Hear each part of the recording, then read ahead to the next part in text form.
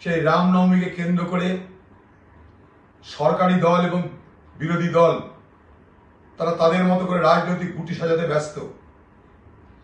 আমি শুধু বাংলার মানুষকে একটা কথা বলতে চাই, প্রকৃতত্বে রাম রহিমের মধ্যে কোনো ফারাক নেই। যে রাম সেই রহিম।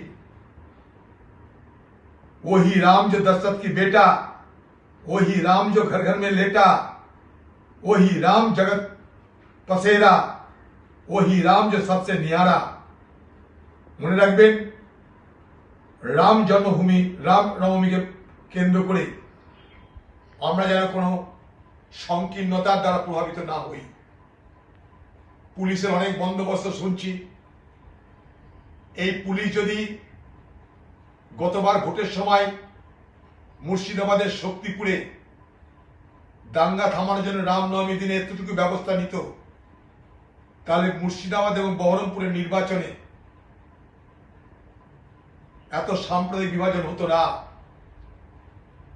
আজ পশ্চিমবঙ্গের মুখ্যমন্ত্রী বুঝতে পারছেন যে বোতল থেকে ভূত বার করে দেওয়া হয়েছে, সেই ভূতকে বোতলে ঢোকানো কঠিন।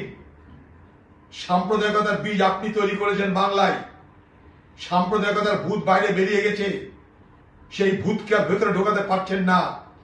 তাই পুলিশ বাহিনী মোতায়েন করা হচ্ছে, আপনার নিজের দলের বাহিনী মোতায়েন করা হচ্ছে। এগুলো কোনো প্রয়োজন বাংলায় ছিল না। সমস্ত কিছুর জন্য আপনি দায়ী, আপনি দায়ী, আপনি দায়ী।